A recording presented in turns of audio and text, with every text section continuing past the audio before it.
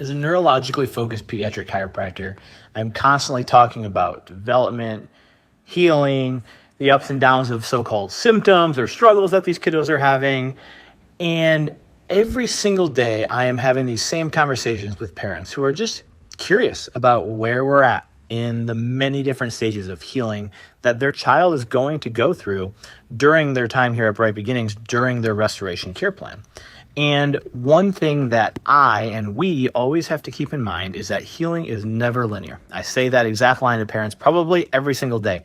And in fact, it's actually typically a good thing when we do see some ups and downs throughout the process, because that is the brain and the body's way of communicating that change is happening. And that's what we want, right? Every kiddo and family come in here, they're looking for change. And the cool part about this is that it's all backed by science. The research on neuroplasticity, aka the brain and the nervous system's ability to change, which is what we're trying to do here, show that the brain has the ability to reorganize itself, form new connections, and even generate new neurons.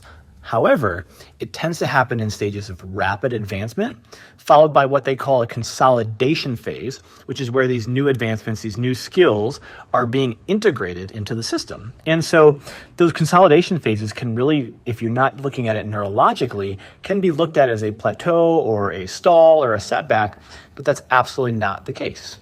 Now, I also 100% understand that these can be some of the most frustrating places to be with your child's healing journey. These plateaus, these stuck points, but it is simply part of the process. And most times these setbacks are totally normal, right? They're necessary parts of the healing journey. And like I was talking about, they are that signal that your child's nervous system is reorganizing for a deeper, long-term change, which is exactly what we want. However, there are times that these slowdowns and these stuck points may be due to more external factors. And those are things that I like to talk about with parents, things like teething and growth spurts, things like fevers, illnesses. That's a big one. When kids get sick, it sucks a lot of energy out of the system, and it makes it a little bit harder to see improvements in the other areas, right? Other things are like seasonal weather challenges, transitions, another big one, right? Transitions. We just went through one of these with the transition from school and the transition to summer, right? And sometimes during these times, it's important to just simply not lose ground, right? And just stay where we are, okay? But for so many families, right, in the office, we just went through that. Yeah, we might have seen a little regression. We might have seen sleep be a little bit tougher. We might have seen emotions come out, right? But now that we're a few weeks in, we're starting to build back all of that positive healing momentum. So all in all, to you parents out there, healing and the healing journey for your kiddos, for your family, it's hard.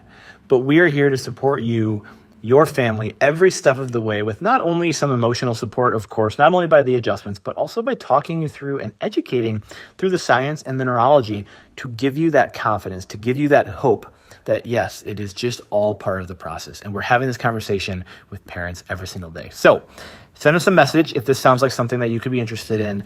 Visit the link in our bio to learn a little bit more. We've got a nice little blog post telling you all about breakthroughs and plateaus and how all the science works.